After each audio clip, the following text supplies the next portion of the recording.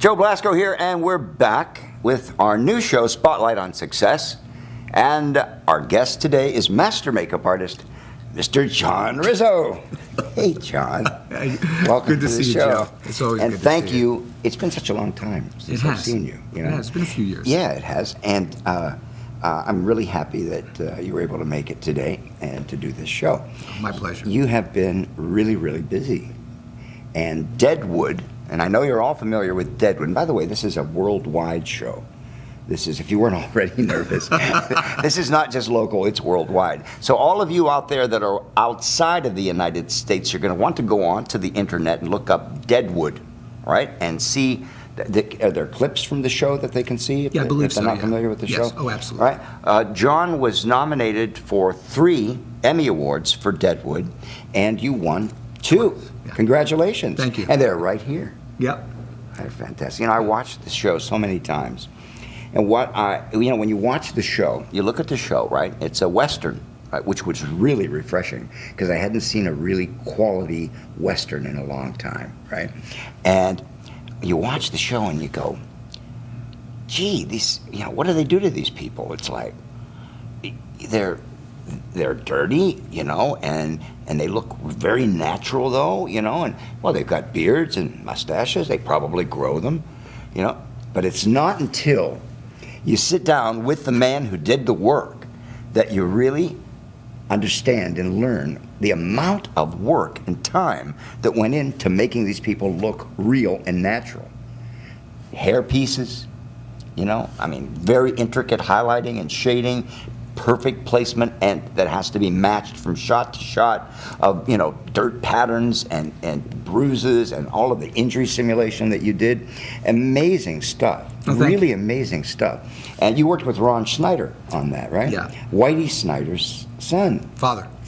I'm sorry, Whitey Snyder's, yeah, you're right, Whitey Snyder's son. Father, I was going to say father. Wait a minute. Yeah. Where have I been? Ron's Whitey's son. Right, yeah. Right. And I had no idea. I didn't know. We were talking this morning before we went on the air, and I found out that Whitey is his father. Yeah. And I've oftentimes looked at pictures of Marilyn Monroe, and Whitey Snyder was Marilyn Monroe's personal makeup artist, and he worked over there at 20th Century Fox most of the time with Ben Nye. Yeah, with Ben Nye. Because I apprenticed with Ben Nye Sr. Right. After he left, it was not a formal apprenticeship. Right. I apprenticed with him for almost 3 years in his shop, and he used to talk about Whitey Snyder all the time and about Marilyn Monroe, and how Whitey really had the patience of Job, in dealing with what he had to deal with. And he did such a remarkable job, not only, psychologically, making Marilyn feel good on a day-to-day basis, but really making her look sensational. He was kind of like the forerunner. This interview is about you, but we got to talk about Whitey. Whitey was a great guy, and I actually got to meet him once, so it was a pleasure. Now, is he still with us, or no? He passed away. Whitey passed away. Yeah, it's been a while. Actually. It's been a while. Yeah, but he was like the forerunner of using the white eye, highlight on the eyelids, and the really, avant-garde kind of black liner. And his photos of Marilyn Monroe are absolutely classic. They're amazing. You can find them everywhere. Anyway, but Ron works with you. And the two of you, are you the department head? On Deadwood, I was the department head. And just to clarify one thing, especially for everybody out there, Deadwood was an amazing show. It was the hardest show I ever did, and in a lot of ways the most rewarding for not just because of the Emmys, but because of the work itself, who we were working with, and the results of that show. But more importantly, it would never have been the success that it was on our part for makeup and hair if it wasn't for all the makeup artists and hairstylists who worked on that show every day, and their contributions were absolutely invaluable. John Blake. Yeah, John Blake made hair goods for us. Ron was with, I was lucky that Ron decided to come on to the show. Adam Brandy. Yeah. How is Adam? Adam's doing well. I haven't seen him in a while. We'll have to have him on the show. Adam's doing well. Jim Scribner, Bob Scribner, our hair department, Carol Pershing, Terry Bael, Kimberly Spiteri, Peter Tothpal, first season, Josie Norman. We had so many people that were there contributing every single day. And for makeup artists, and this is very important, you work with hairstylists intimately, and especially on a period show. Oh, yeah. You can do something, and if they're not there to help you and to integrate everything together, the look can be ruined or they can save you. And it works both ways. Yes. And it was an incredible team effort. I was the luckiest man in the world to have such a great team of artists. Yes. Every single day. I mean, we had at least makeup and hair, minimum 6 to 8 every single day, and Wow. we went sometimes up to like 30. You know, because the background, all the background had to be done, and it wasn't just throwing dirt on people. Even for the background, Right. there were subtle things that had to be Yes. done with hair and Yes, with makeup, yes. so that the look, along with wardrobe, along with props, along with set dressing, Yes. you walked into that set and you went, wow. And you know, the result is that every episode was like a mini feature. Yeah, absolutely. The detail that you put into this was remarkable. I can imagine walking onto that set. It must have been like being in a time machine. Oh, Can you imagine that? That had to have been just one of the most Yeah. remarkable experiences. our of set your was life. as large as 3 football fields. Wow, that's amazing. Was it all? The town was in a stage, was it not? It was on a back lot. On the back lot. We shot in Newhall at the Melody Ranch, which was Gene Yeah. Autry's old ranch. Yes. And there was a street there when we actually started, and Yes. they built around that Yes. street, and then we just expanded, like the town of Deadwood historically expanded. Yes, it expanded. Our show as well. expanded as well. Yeah. That's terrific. Yeah. You actually got to live it. then. Oh boy, did we ever! Oh, my Day and night. When did you start? What time in the morning did you guys arrive? Sometimes, about 4-ish. Did you have like another makeup unit that worked around the clock, preparing and cleaning hair goods, or did you guys do everything yourselves? We did it. You did it all Yeah. yourselves. Yeah. Congratulations. Well, That thanks. is just amazing. So back, I'll just say, yeah. Ian McShane Yes.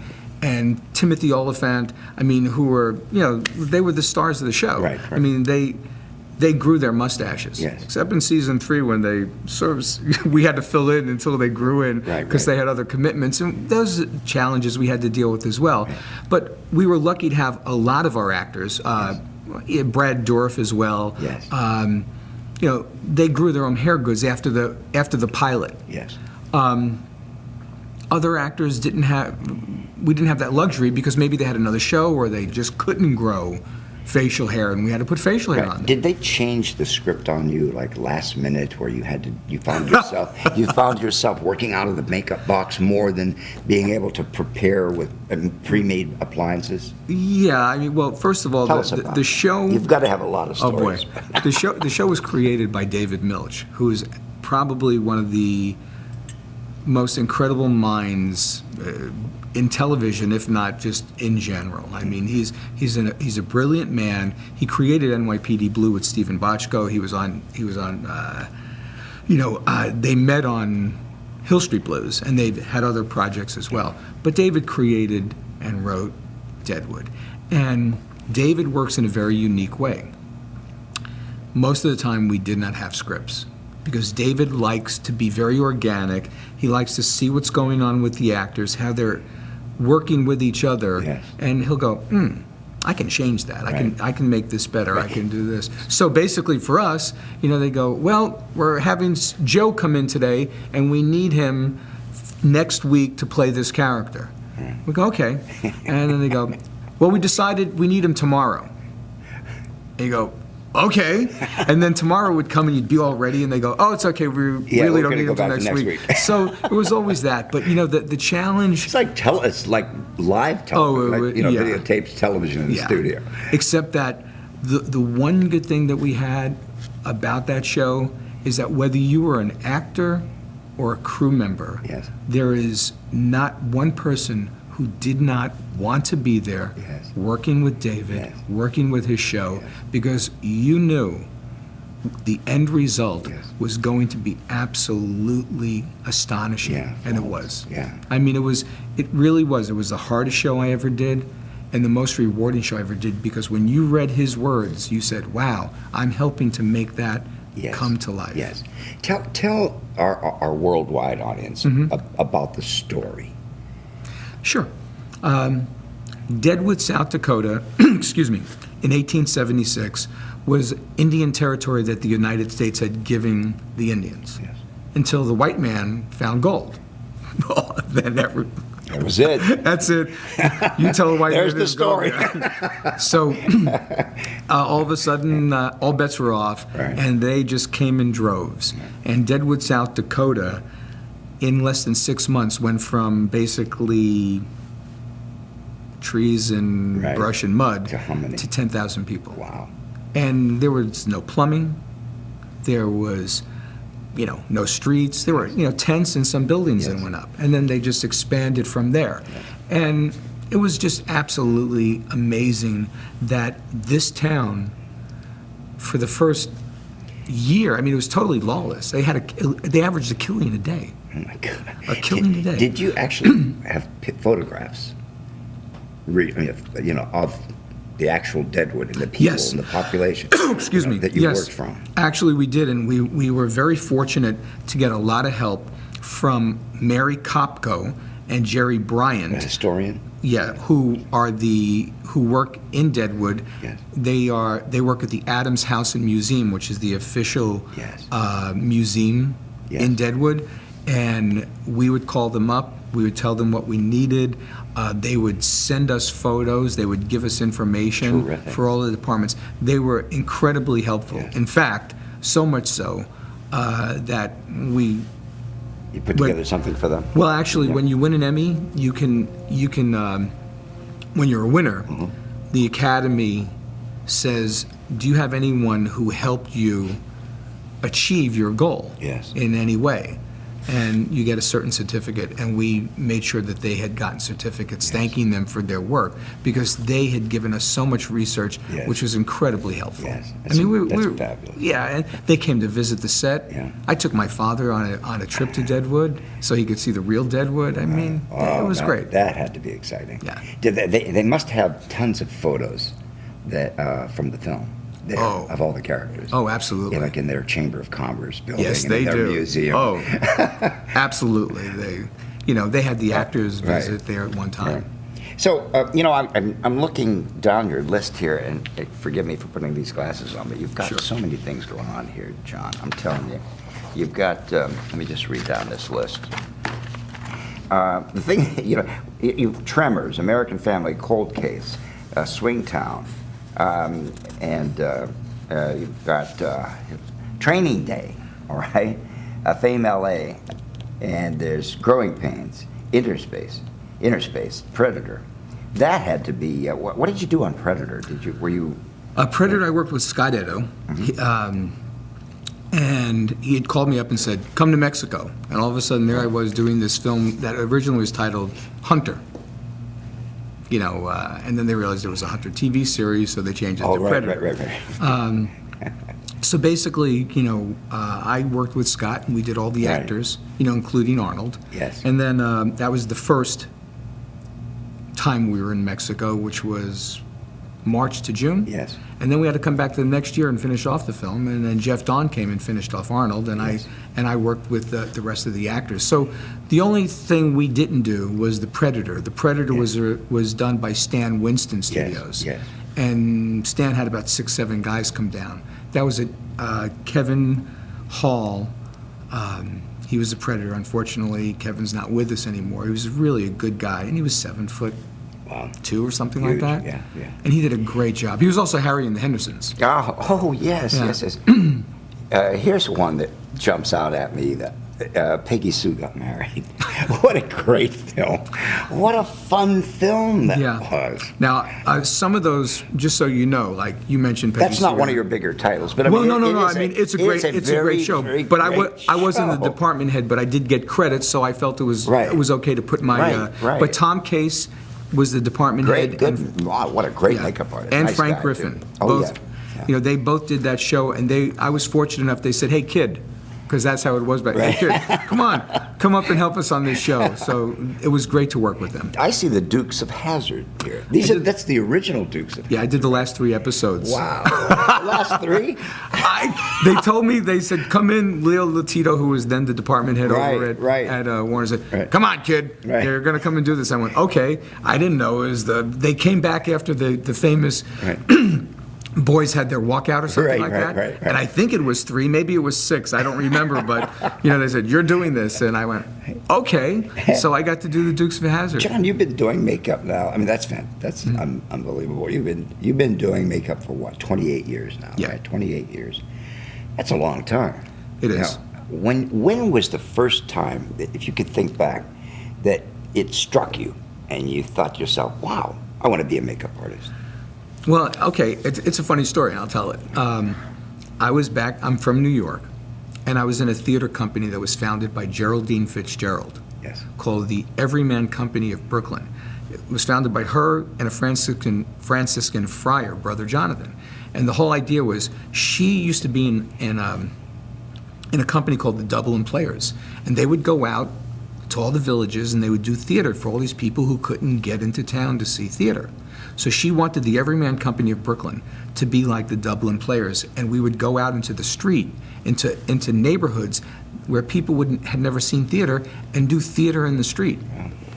That was number 1. Number 2, I became the guy who they go, oh, we need to do this or that, and I'd fool around and go, there was the Bill Corso book, remember? And I go, that's how you make a scar, you could do this. And then through another friend of mine who was a hairstylist, I met a makeup artist. Richard Corson. I'm sorry, Richard Corson. That's right. Who did I say? Bill Corson. Oh, Bill. That's flattering. Bill, there's a plug for you, Bill. That was the first book. And then, like I said, a friend of mine owned a salon. Right. He introduced me to a makeup artist. I got shown a couple of things, and he said the famous words. He said, go west, young man. Yes.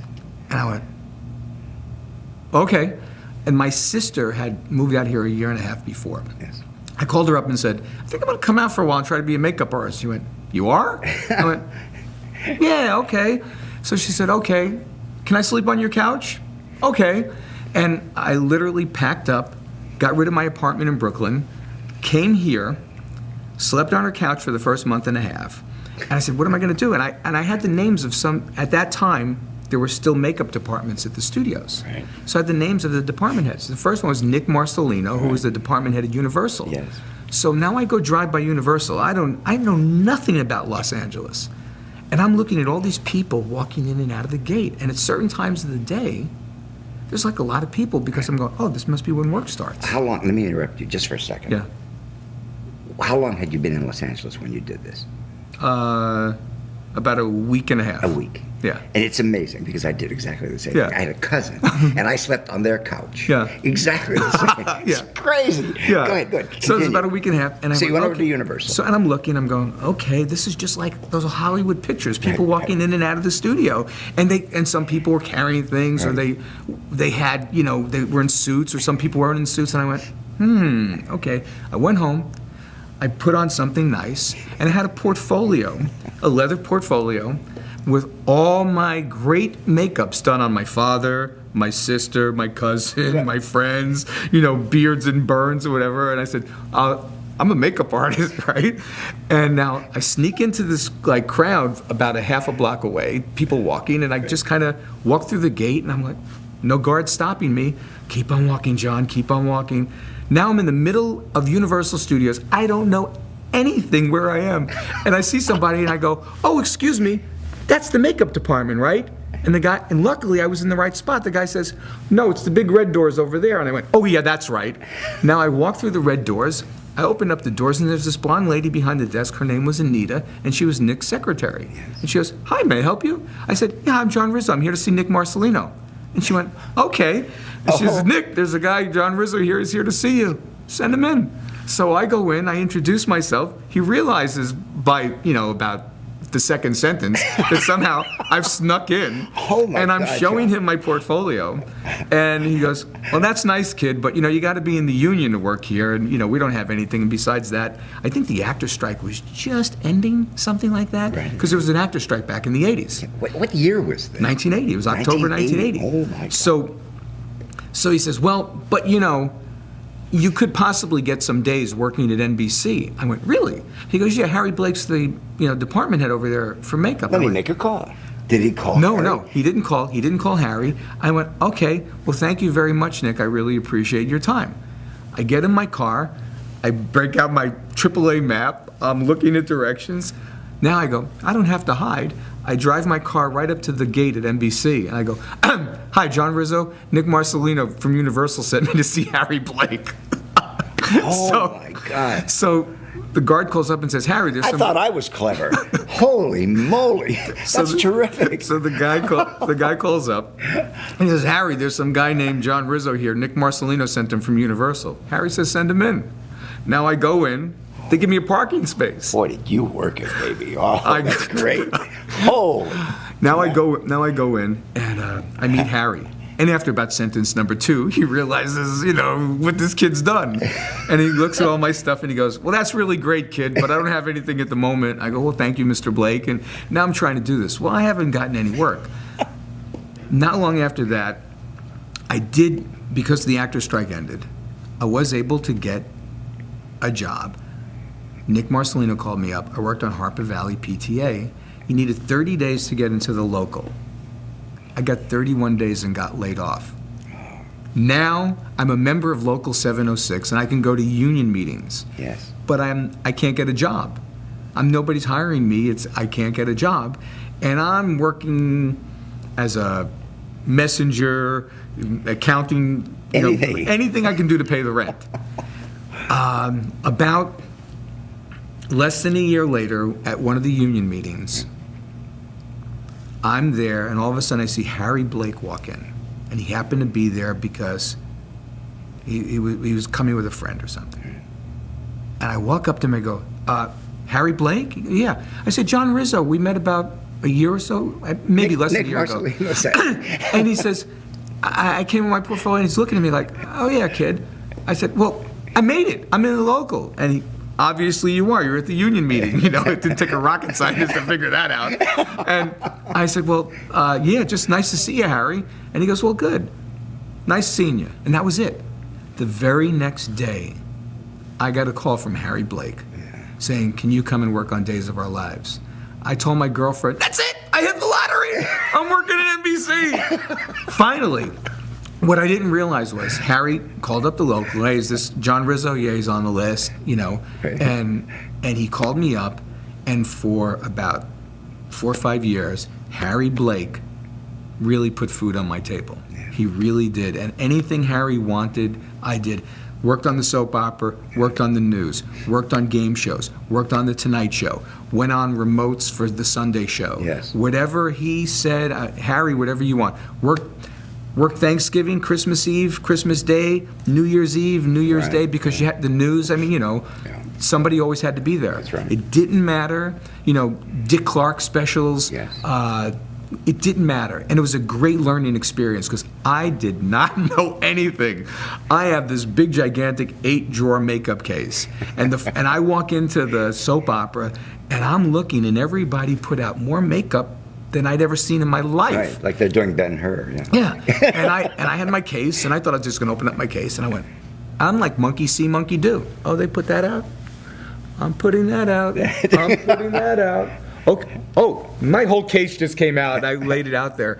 But this is how it's done. Yeah, it was amazing. It was a great learning experience. Harry. You were driven. Harry was driven. Yeah, And Harry, what a wonderful He's a wonderful man. He also introduced me to Harry Merritt. Yes. Who was the department head over at CBS. Yes. And every once in a while, when there was no work, You'd go over there. Harry'd say, hey, you can use John. Right. And I'd go work at CBS. And I met some of the guys at CBS. I wish you would have come to ABC.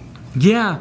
Actually, Rudy called me up once and said he was going to put me on something. It was either something over at the studio or at, when they did the the Academy Awards. Yes, yes. And I was sort of at the bottom of the long list, yeah. so it didn't happen. Yeah. And but those 4 or 5 years training at NBC and CBS, Yes. learning how to do makeups Yeah. and do them quickly, Fast. and get them That's out, the key. and then going into the film world and refining that. Yeah.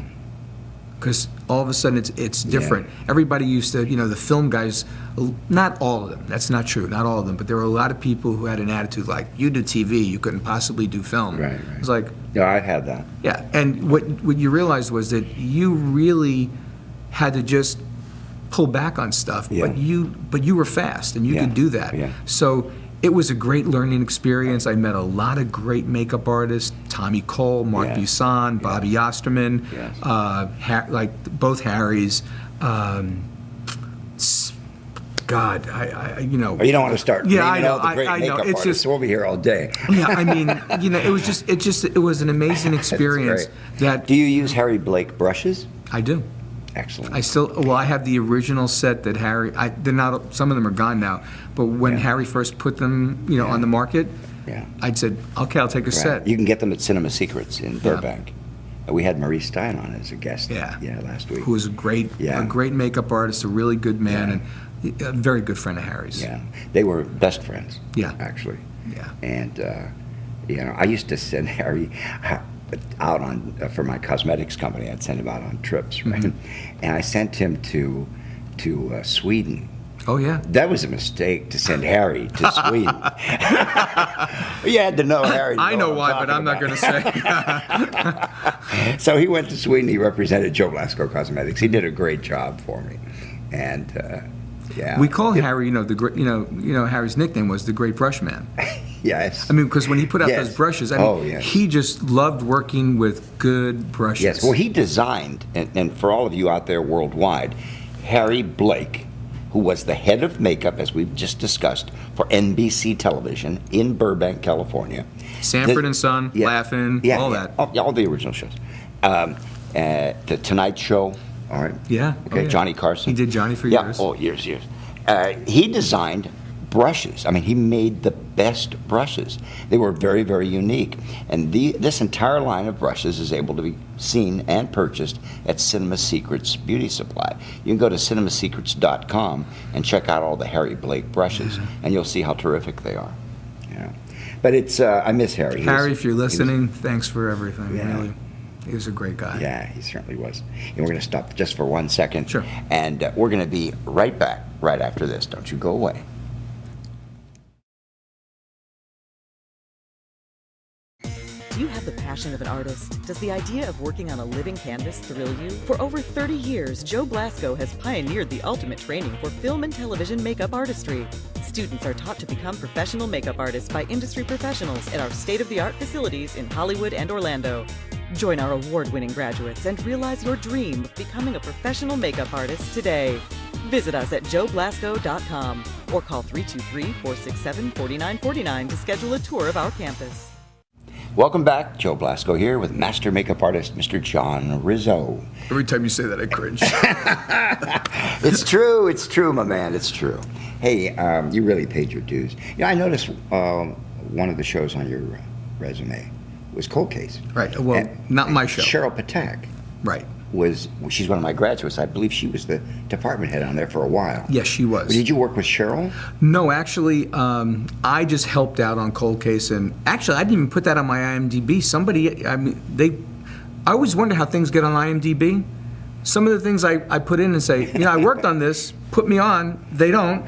And other things like Cold Case, which I basically day checked on, I look and I go, they got me in there. Right. So, but no, I came after Cheryl had left, and Peter Montagna. Yes. took Peter over. Montagna. Yeah, Peter's a great guy. He took over the show, and I met Peter some years ago. I never met Peter. I'd love to have him on the show. He's done a lot of great things. You would have a great time talking to Yeah, Peter. Peter Montagna, Johnny Blake. Yeah. Peter was over at Saturday Night Live Scott for Ito. years. Scott, yeah. Peter was on Saturday Night Live for years, and he had a great relationship with Billy Crystal and went on to be Billy's personal on a lot of shows, like Mr. Saturday Night, When Harry Met Sally, and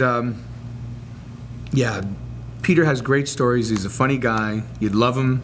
And in fact, I'll call up Peter. I'm going to be calling you up because you should be on the show. Good. And thanks. And I always have to thank people like Peter. When you're not working, your friends call you up and say, Right. "Come help us out." Right. I remember, I hadn't come to Hollywood yet. I remember seeing a picture, not of Peter, but another name that I just mentioned, Scott Ito. Uh-huh. And he was on location doing makeup for some Western. I'm not sure where it was. And it showed him, he was laying on a big boulder, right? Like sunning, sleeping with his makeup case right next to him. I'm sure it was Scott. And it said, makeup artist Scott Ito, relaxing in the blah, blah, blah. And I looked at that and I said, wow. Not only do they have fun, but look, they're outside, they're relaxing. Getting I want to be a suntan. makeup artist. Yeah. I got to get Scott to come on the show. Yeah, And so many of the others. he's- We're documenting. This show is my whole purpose of this is to document as much as possible of what is happening and what has happened and what may be happening in the future in the world of professional makeup artistry. Absolutely. And that's my goal here. Well, when we're talking about makeup artists that you work with, or you've worked with them, they've worked with you, because it's always. I always like to just say this is someone that I worked with, or someone that had me on a show, or they worked with me on a show. Yes. I know, and this is something, if you don't mind my saying. No, go ahead. I have never ever been in a situation where especially when I first started. And it could have happened and I would have accepted it, where guys like Tom Case or Frank Griffin or Rick Sharp or Ron Snyder could have easily said, "This is John Rizzo, my assistant." They never, ever said that. Why? Because they felt, Harry Blake, same thing. Yeah. I mean, Harry Blake was in charge of the department because they felt that term was demeaning. And anytime, rightly so. anytime they introduced me or any other makeup artist, say, "This is John, one of the makeup artists," so "This is the makeup team." Yes. And I always did that. And I hear a lot of makeup artists today say, "This is so and so, my assistant," and it makes me cringe. Yes. No one is your assistant. Everyone is your equal. Your colleague, you're all Your colleagues. colleagues. Yeah. In fact, what I peer. prefer, Peer when group. we were working on Deadwood, I was happy to have makeup artists that I considered my equal, if any, Right. but really I felt most of them were better than me. Right. Because they were able to interpret what was required of the show Right. and deliver. Yes. They're artists. They're makeup artists. They're not makeup assistants. They're Yes, makeup exactly. artists. And Rick Sharp, who basically is one of the fine makeup artists in our business, said to me a long time ago, "I consider all men and women that I work with makeup artists. Yes. Not anything else but makeup artists, and they're fellow makeup artists." Yes. And that's always stuck with me. So it's just something I wanted to throw out there, because I think it's important for people to know how they treat the people that they work with is how they're going to get respect back. What goes around comes around. Yeah. Exactly. That's a great lesson. This is why I would like you to come to lecture here at the Makeup Center. Well, thank you. Yeah, I think you'd be sensational. You've been on so many things. You say that what you're saying about assistant makeup artists is so true, but the union at one time, correct me if I'm wrong, had a category. Did they not have a category? Assistant makeup artists? No, assistant department head. Assistant department head. Yeah. Right. It was department head, assistant department head, key makeup artist. Right.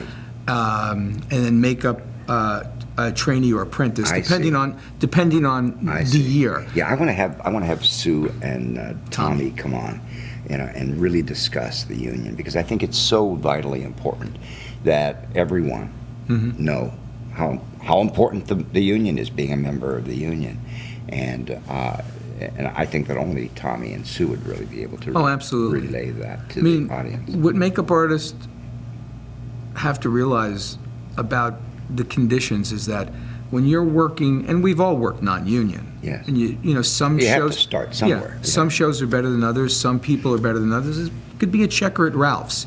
The checker at Ralph's in Hollywood, the manager's a nice guy. Right. The checker at Ralph's in Culver City, he's not a nice guy. I'm from Culver City, so really he's a nice man. But my point is, it doesn't matter what you do. It matters who you work with and the relationships you have. How you work, how you treat your fellow human beings. And all unions began, our union, just like the coal miners' union, were so that people were there for you who could negotiate your working conditions, Yes. your health and welfare benefits, Yes. and a fair salary. Yes, yes. And that's what that's what all unions are there for. So when we're working, we know we have a certain contract Yes. that we're working under, and that if that contract is violated, you can say something about it. Because we're artists. We work for nothing. Yeah. Oh, You know boy. what I mean? And I we have. work for nothing. It's like we need people, to come in and to negotiate for us and to say, this is how much you're going to make, this is how long you're going to work, this is when you're going to break, So, absolutely. I don't know about you, but I've worked so many crazy jobs on my way, Oh, yeah. up. You had to have as well. Do you have any stories? Well, in between that time when I got my 31 days and when Harry Blake called me up, when I was at Universal for the 31 days, Yes. I met Mike McCracken, Werner Kempler, Ken Diaz, Yes. Tom Herber, all these guys that some of you might know, their names. Yes. But Mike McCracken, an incredibly talented man. Wonderful man. And His son worked for us for a while yeah. down in Florida. Oh, incredibly talented. Just the man lives in the right side of his brain. He paints, he sculpts. Yes. And he was a makeup artist for a while, but really his talents went way beyond that. Yes. And Mike got a show called so basically what happened at Universal was after my 13, 14, 15 hours working at Universal, I'd go up to the lab and I go, "Oh, what are you guys doing?" "This is a makeup lab." I knew nothing again. "Can I help?" I was off the clock. I had to punch out, and I'd stay there for hours. And Werner would show me how to make molds, and Mike would show me other things, and I would just learn. Well, Mike remembered that, and he called me months and months later and said I was doing some menial job as, working in some office, just trying to pay the rent, and he had a show called The Beastmaster. I remember it. Well, we never did it, but we were doing all the stuff before that. Right. And Mike said, "I need some help." And I said, "Oh, I went to visit them." I said, "Can I come here and help?" So I came and helped for like a day or two. And Mike said, "No, I'm paying you." I went, "You are?" Because you're right. I thought I was working for nothing. I just wanted to learn. No, he goes, you came here, you're working, I'm paying you. He paid me. He paid me to be there, and I went, "That's it. I don't have to be, a part-time accountant or whatever I was doing." And but the funny story is that we were working out of his garage, and now Cal OSHA dictates. Oh, yeah. Areas need to be ventilated. What you have to do. We were mixing up urethanes while people were smoking cigars. Oh, my God. Which is one of the top 3 carcinogens in the world. Yes. And I'd come home with headaches and go, "Oh boy, what's going on?" It's part of the business. Right. But once again, Mike was one of those guys. He took me another step, and he put bread on my table. Yes, yes. And it's an Italian saying. I'm Italian. Yeah. He put Yeah. Harry Blake, Mike. They put bread on my table. Yeah, absolutely. And I'm eternally grateful to him, the whole family. I'm still friends with them. But you had what it took. They recognized that. I can see it in I your was eyes. hungry. No, you were passionate. No, you were passionate. You wanted to be a makeup artist, and here you are. Yeah. And bought a lot of spaghetti. That's right, lots of spaghetti, lots of spaghetti. Look at this. When we called the Television Academy and we asked them, it's all right if we display Emmys, because most of the makeup artists that we're interviewing have Emmy awards. And they said, it's okay. It has to face to the right, and we've made a few mistakes. We faced to the left. But please don't hang anything from the wings. Apparently people are hanging like beads and things. We could have hung some spaghetti from these wings. Linguine. What a beautiful statuette, eh? Yeah, it is. Yeah. It is. It was 2 of the greatest thrills of my life. Yeah, now tell me about that. Tell me about the moment when you were there? And tell me about, what did you go through to be nominated, the experiences there during the actual presentation? Well, to be nominated, every makeup artist who does a show, Yes. and these are for television, so every makeup artist who does a show who feels that their work is noteworthy can submit 75 words or less explaining what they did on the show that they worked on, so they can be considered for a nomination. 75 words. Or less. Or less. Yeah. And, That's a lot. and I have to say that in my 28 years, up until Deadwood, although I'm very proud of the work that I did, Yes. I never felt that anything was Emmy noteworthy. And that doesn't mean that the work wasn't good. And I think it's very important for makeup artists to know that just because you do something that may not be, outstanding in its field, that's going to rise above everybody else, so that way you can shine a light on it, Yes. that doesn't mean that the work you do is not noteworthy. Absolutely. Yeah. But for the most part, everything I ever did was what, you and I have talked about this Yes. before. It's the meat and potatoes of the business. Absolutely, right. Somebody comes in, you do a corrective makeup, you do a little, or you do less than what may be needed because you realize they don't need that much. And it's not important to put makeup on them so it looks like makeup. Yes. But every single day you come in, whether you're doing a soap opera, whether you're doing The Tonight Show, whether you're doing the news, whatever, a game show, daytime, nighttime television, feature films, you do what needs to be done, Yes. dictated by the script, the show. Yes. Deadwood was the first time I went, I can actually say that I can write 75 words or less, and that this show deserves the consideration to be nominated. Yes. That was number one. We did. And every year, we were on 3 seasons, and every year we were fortunate enough to be honored by our peers, and they said that we were one of the 5 shows Yes. that was nominated for outstanding makeup in a series, non-prosthetic. Yes. Because even though we did use prosthetics Yeah, at time, yes. we never used so much that, once again, we went for that other category. Yeah. We just went for the non-prosthetic category. So basically, my 75 words or less just said, we did a show Yes. that encompassed all of the regulars, the reoccurring characters, and the background Yes. to make them look historically accurate Yes. for the time. Yes. And what we did was we had hair goods, overlay, specially formulated dirts. Thank you, Mark Busan. It was his formula to begin with. I always give credit where credit is due. Although, Mark, we did improve on your formula, you know that, right?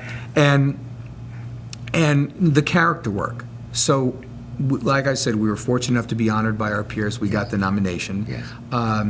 for all 3 seasons. Every year I went there, I never prepared a speech. In my head, I had some key points. Right. Of course, you want to thank the creators of the show and so forth and so Yes. on, the people you worked with. And, It's remembering the names. Remembering the names. yeah. Because you don't want to forget anything. Oh, no, you don't want to forget anybody. But I said, no, I'm not going to go with expectation. When you go with expectation, expectation leads to disappointment. Yes. I just said, it is what it is, and if we win, we win. And first year, we didn't win. I said, well, that's okay. I mean, we were here, we were honored, and that was good. The second and the second year, we won. I mean, there was a little bit more anxiety the second year because you're going, I wonder, this is the second year. I mean, will we get picked? And we did, and it was very exciting. The third year was a total surprise. I figured we've been nominated 3 times, we won once.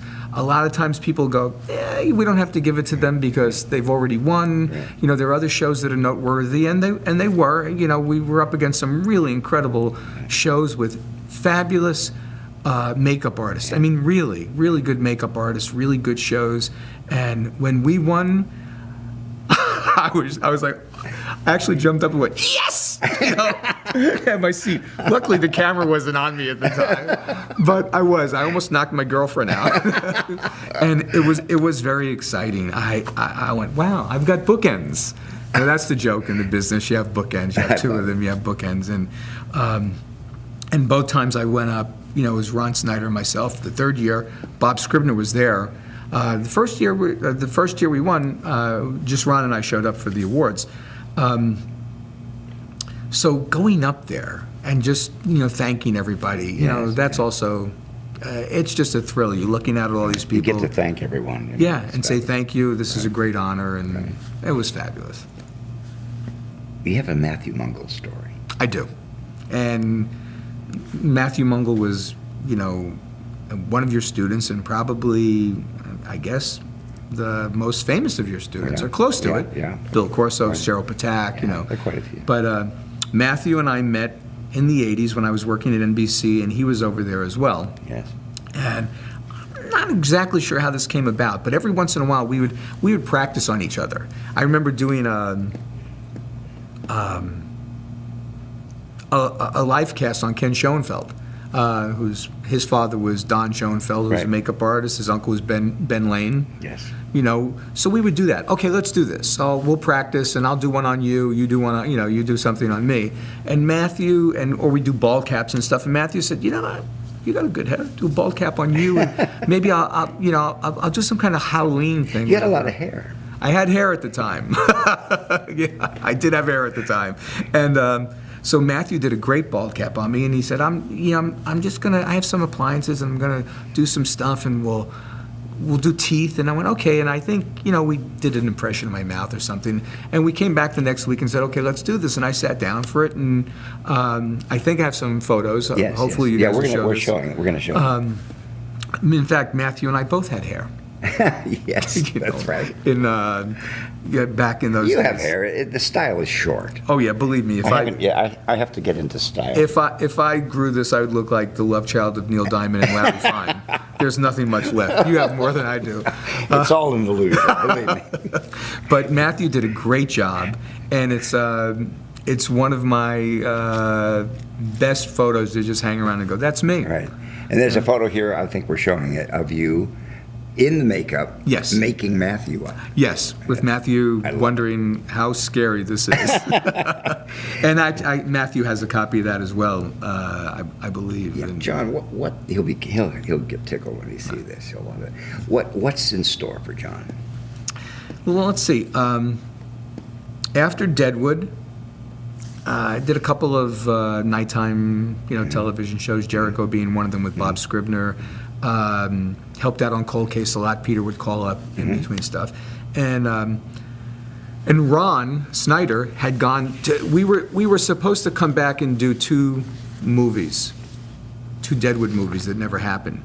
So Ron went off with our producers and did John from Cincinnati. I went and helped out on that at the very end. For the last episode, and then we were waiting for something, and we got called to do Swingtown, which was another great period show. Yes. You're getting a reputation for period makeup. Go figure. When I was doing Predator, I got a reputation for a while. I kept on getting thrown into the jungles. Ken Diaz would call me Jungle Johnny, because I was always the guy going into the jungles and throwing dirt and blood and mud on people. Now it's period shows. In between that, I did nothing but beauty. So as we used to kid around, go, what do you do? I go, Beauty to the Beast. Yeah, there you go. We do it all. But we did Swingtown. Swingtown, which was great because we practically reunited a bunch of the Deadwood people. Yes. Ron, that was Ron's show. He said, come on, work with me. I said, great. And Carol Pershing, who was one of our hairstylists on Deadwood, she was the department head on the second season. Karen Zanke, who worked with us for a while on Deadwood. I'm going blank on some of the other people. That's all right. That's right. But anyway, it was a period show. Took place in the suburbs of Chicago. Yes. In the 70s, and it was about swinging, sexual swinging, and it was on CBS. And unfortunately, people liked the show, but it didn't get the ratings. So that didn't happen. All of us, almost the same crew. Yes. Last month we went to Michigan to do an untitled HBO pilot. Yes. So we're waiting to see if something happens with that. And in the meantime, I'll day check. Yeah. Listen, let's talk about the relationship between the department head makeup and the department head hair. Sure. In the old days, the head of the makeup department was in charge of hair as well. Yes. And they brought the hair dressers in, hairstylists. And the makeup artist had full say-so over everything. Today it's different. Yes, it is. And today there is a department head hair and a department head makeup. Absolutely. And they have to work together. Yeah. Tell us about how you feel this should come about. Okay. Well, first of all, I'd like to also say that that department head makeup and department head hair, it's to me, it's very simple. You're a team. Right. And the makeup department and the hair department, they're teams. They work together. And especially when you do a show, I don't want to make it sound like period shows are more difficult or have a higher queue, so to speak, than any other show. Yes. But it always is a team effort. Something like Deadwood, when an actor would come in and you knew you had to put a wig on that actor and sideburns and a mustache, it's like, well, what kind of wig? Where do I put the sideburns? Will the wig go over the sideburns? Will the sideburns go over the wig? How are we going to overlay? How does that work? I've been in situations where I've said, can you help me with this? I need a little help here because this is all I have. This actor doesn't have any sideburns, and I'm going to have to go up here, but are you going to be able to bring the hair down from your wig? Yes. And I've never, ever had a hairstylist, thank God, the ones that I've worked with, who weren't cooperative, because they care just as much as anybody else.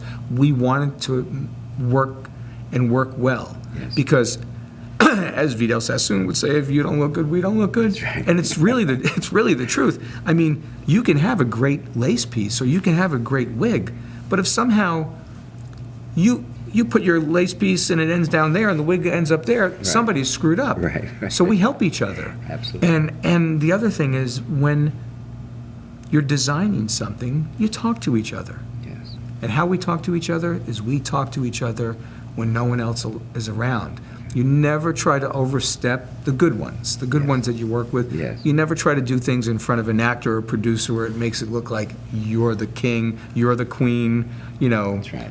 And what you do is I learned to keep my mouth shut. I'm talking a lot now, but believe me, and Carol Pershing, who's a great hairstylist, will always say, John, shut up. Just listen. And she's a great hairstylist. And what I learned from working with people like Carol or Ron or Tommy Cole or Mark Bisson, any of these people, Harry, is that the best thing you can do is keep your mouth shut and listen a lot. Just listen a lot and be agreeable. That's right. And then accomplish what the goal is of that director or that writer, that producer, that actor. That's right. It's your job to make it happen. Right, to bring their vision to life. Absolutely. And when we do that, that's where the reward is. Right. Whether it's a period show or not a period show, it really doesn't matter. And I would be nothing, without having a hairstylist working with me, because they top everything we do. Yeah, absolutely. That's a great way of putting it. That's really terrific. That's right on the money with that, John. John, I want to thank you very much for coming in here today. You're such a great guy. Thank you. You really are, and the passion in your eyes and the love for what you do is just, you exude it. And this is what I hope they're out there taking notes. You need to be taking notes. And if you missed any part of this, be sure that you watch the rerun of this. One more thing I do want to say, because one of the makeup artists I've worked with over the years, who if I mention him, I mention Ken Diaz. Ken Diaz is one of the most talented makeup artists working today. Yes.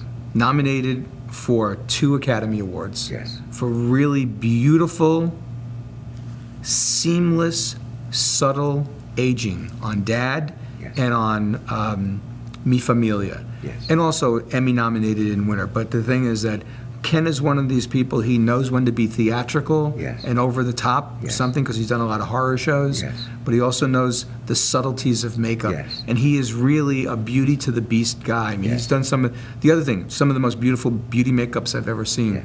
And I know you had mentioned you wanted to have him on, so I want to say that it's been my honor to work with someone, and he's my friend. He's a really good guy. He's a really nice guy. And one of the things is the fact that he's also an entrepreneur. Yes. And he has a product line.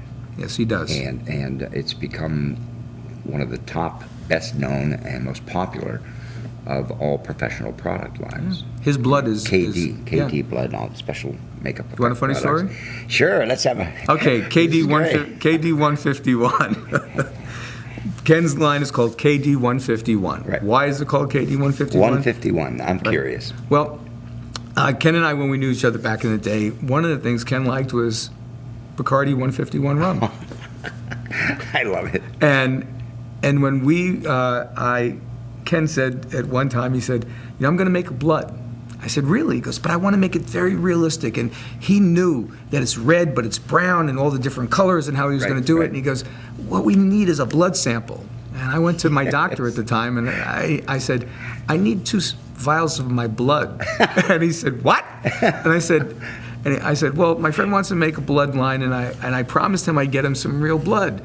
And the doctor looked at me and he went, oh, you crazy makeup artist, So he said, okay, and he took 2 vials of my blood. I brought it back to Ken. We looked at it, and it was Ken's formula. I just donated. I was a blood donor, And then he says, what are we going to call this? He goes, we have to call it something.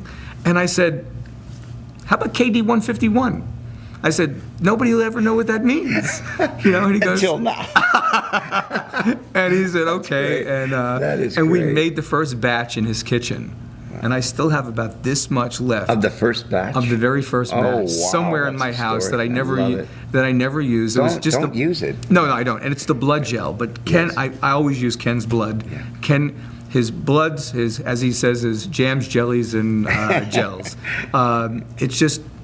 It's the standard in the business. Is, yeah. And his spirit gum, Yes. which is like the old Max Factor spirit gum. Yes, it is. Like the matte finish. Yeah. Like matte finish, which is terrific. You can probably, what is his website, do you know? We'd like to.